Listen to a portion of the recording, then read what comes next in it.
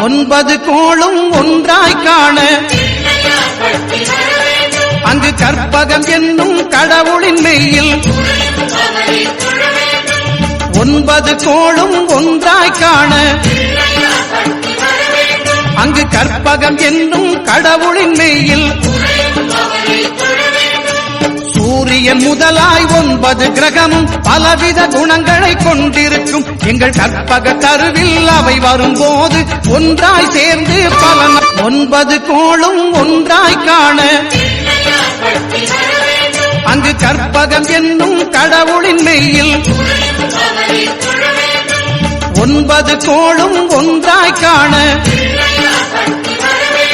அங்கு கற்பகம் என்னும் கடவுளின் மெய்யில் சூரியன் முதலாய் ஒன்பது கிரகமும் பலவித குணங்களை கொண்டிருக்கும் எங்கள் கற்பக கருவில் அவை வரும்போது ஒன்றாய் சேர்ந்து பலன் ஒன்பது கோளும்